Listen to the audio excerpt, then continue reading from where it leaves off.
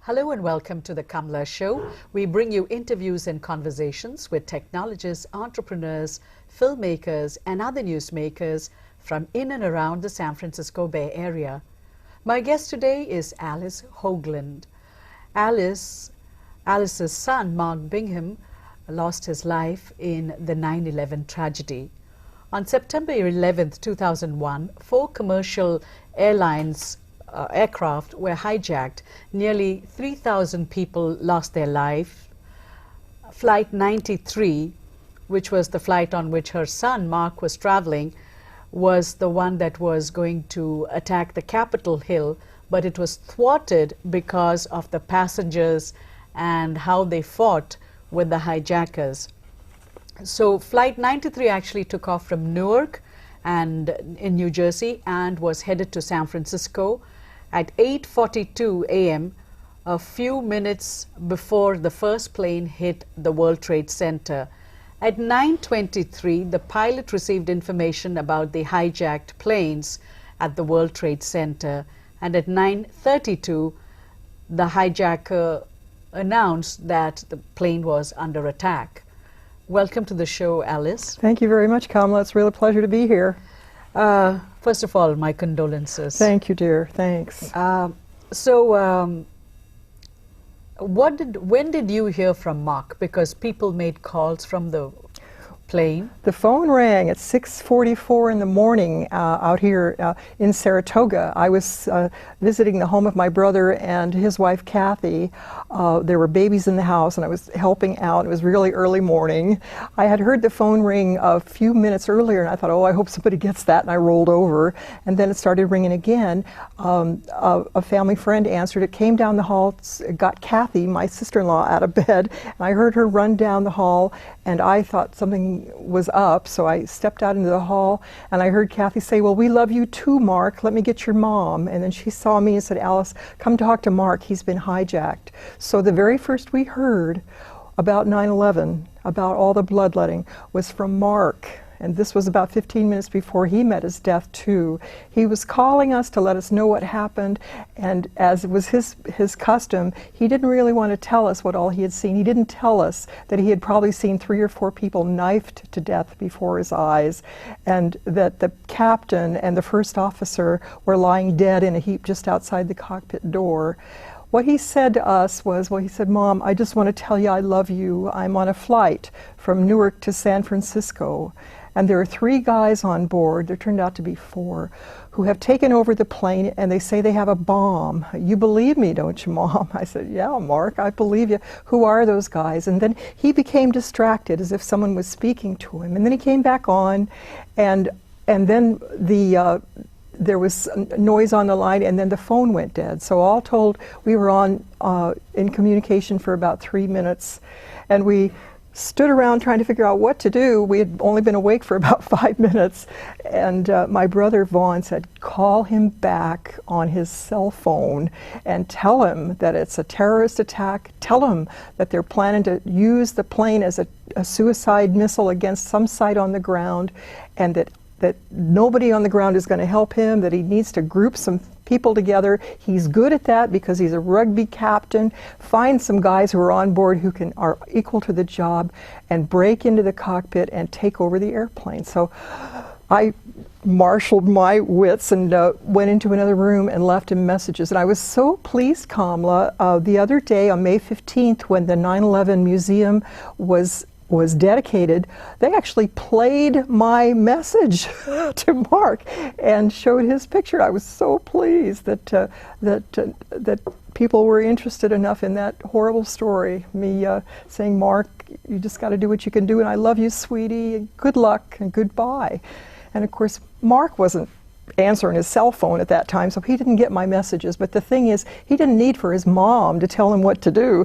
He had the good fortune of having some very able help there. There was Tom Burnett, just slightly taller, and And they went to school together for a year or Well, something? Todd Beamer went to school with Mark. He was a basketball player at Los Gatos High School. Jeremy Glick was a rugby guy. No, yes, rugby and also judo. And Tom Burnett, who I really think helped to run the charge with Mark, was a football star.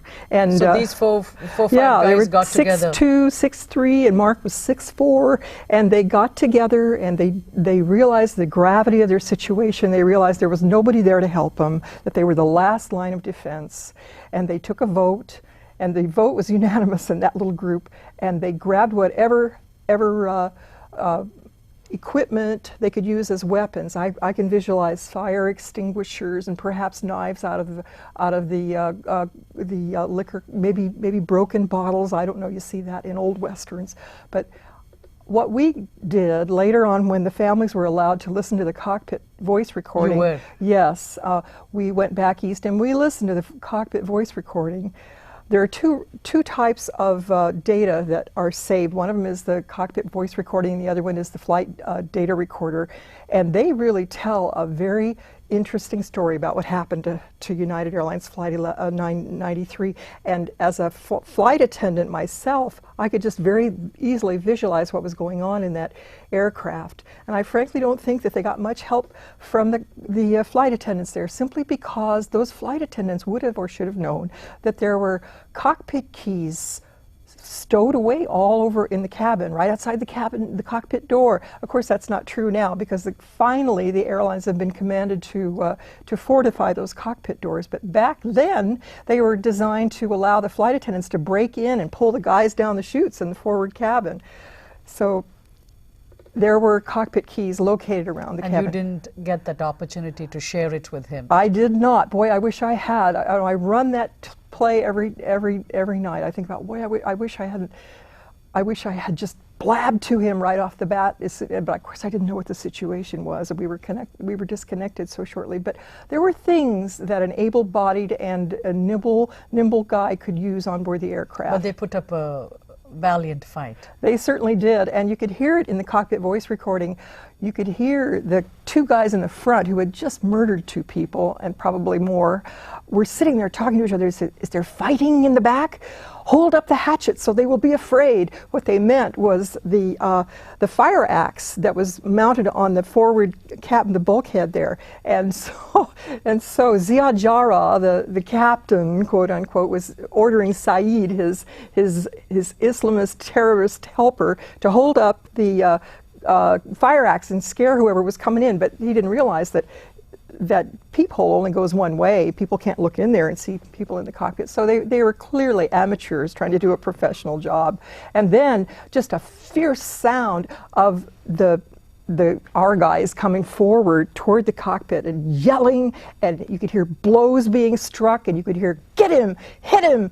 And if it's possible for someone to scream in a foreign language, I think that's what this fellow that was mounted just outside the cockpit door was doing. He saw what was coming after him, and he was trying to get inside the cockpit for protection, but he didn't make it, and I think that he was killed right outside. And so our guys were after the two in the cockpit when the plane hit the ground. The thing is, they were traveling 600 miles an hour. And at that speed, they should have been at 30,000 feet, but they were at 1,500 feet, then 1,000 feet, and then 500 feet. They were descending very rapidly. Yes, they were. And because it was an autopilot. No.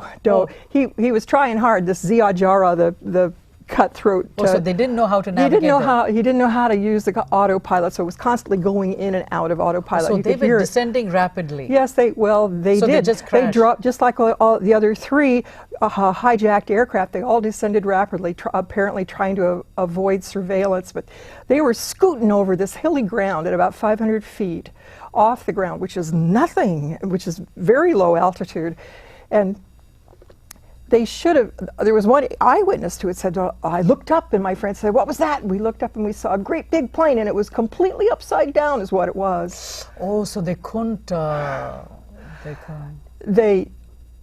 At one point, finally, the guys were completely thwarted because they were upside down. And at that point, according to another eyewitness, the plane went down at 80 or 90 degree angle into the ground. And it hit with such an impact that it was essentially buried in the ground. And that is what has given rise to these foolish conspiracy theorists to say that that didn't happen and that Flight 93 never crashed. And they ignore the fact that 80 to 90% of the airplane was dug out of the ground. And they ignore the fact that it's impossible to simulate voices. They say, well, why would anyone call his mother and say, Mom, this is Mark Bingham? But as a matter of fact, that's what he did. This is to the question of if anybody did a search on Mark Bingham, there are these that's right. stories that's about right. how it didn't 9/11 happen. and especially Mark Bingham, for some reason, seem to be the butt of a lot of conspiracy theories, and it's pretty foolish. And Can we take a picture at your of your son? We have pictures of your son. Okay, So sure. this is Mark. This is Mark at about age 25, having a good time at a party, pretending he's an airplane.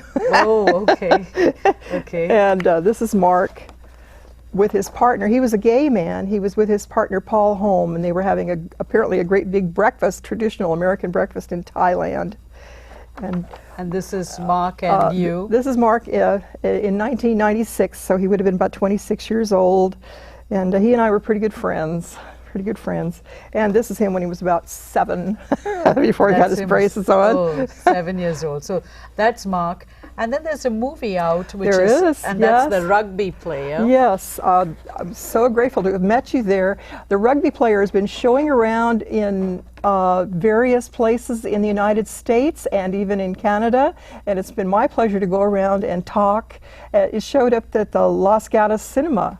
And so the film is about your son. Basically, it's a history. It's a loving biography of sorts of your son. Yes, exactly. With Thank you. all kinds of all the crazy stuff that he did. And also the fact that he founded a rugby. He did. He, like so many gay men, was afraid to come out as a gay man. And he said, Mom, I remember when I was a kid and I realized I was gay, I couldn't tell you, but I did what you always told me to do. I went to the library and I researched it.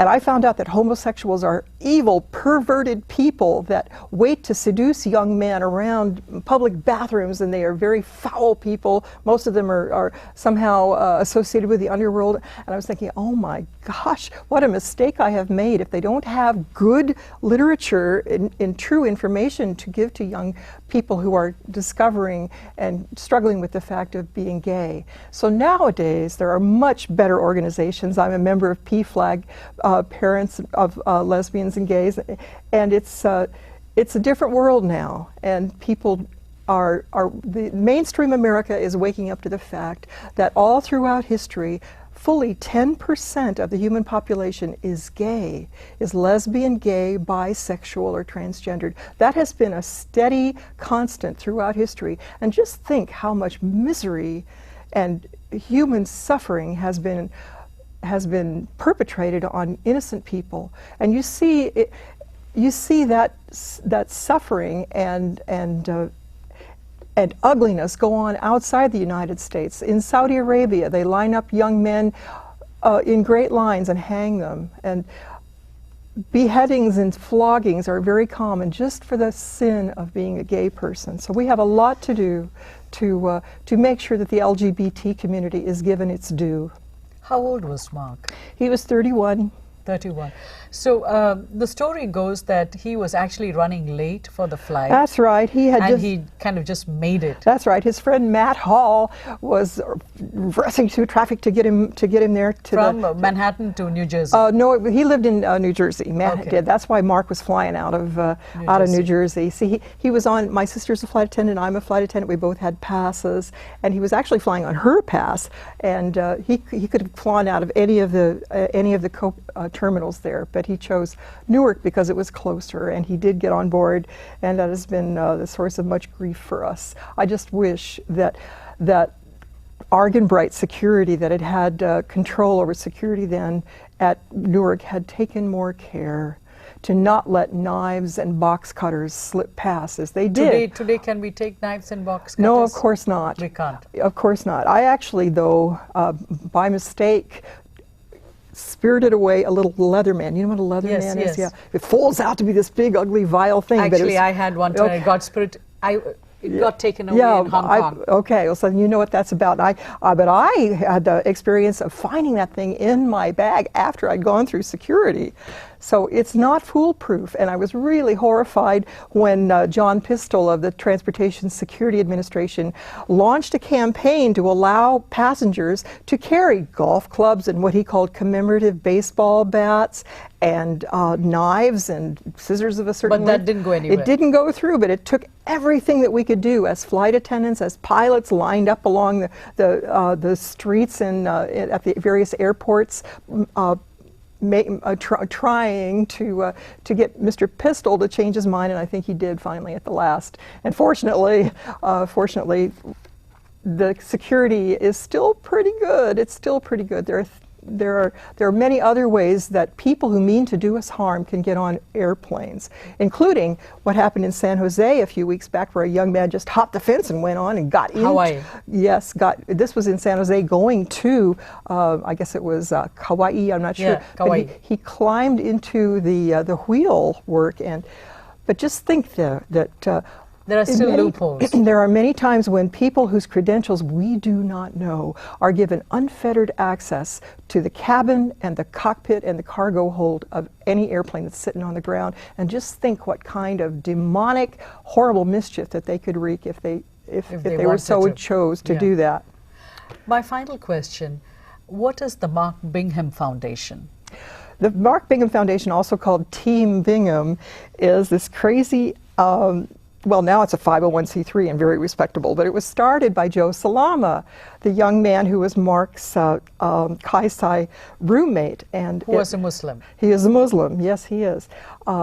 He has taken Mark's cause to heart. There are many fine Muslim people, and there are a certain percentage of Muslims who are really very serious about jihad and very serious about wreaking terrorist acts upon us, and I think that we need to keep that in mind. But what does the Mark Bingham Foundation do? Mark Bingham Foundation has, I actually ran a marathon for it. It sponsors various athletic events, and we are hoping to branch out and get into speaking engagements, and we'd love to hire such people as Sam Harris and the other people who are focused on the issues of Islam and terrorism in the United States, as well as people who are championing the LGBT. Cultural understanding, though. Yes, exactly, and also champions of the LGBT cause are right up there. So everything that is an expression of what Mark Bingham was about,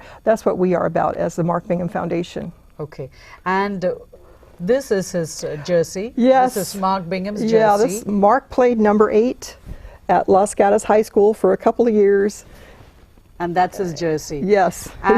And the National September 11th Memorial Museum opened on March 21st? Well, they're opening. They're opening tomorrow, and May 21st. And President Obama was down there or out there to talk about it, and that's where and we can find more about Mark at the museum. Oh, definitely. Yeah, they have those phone calls, and they have more things about his life and photographs as well.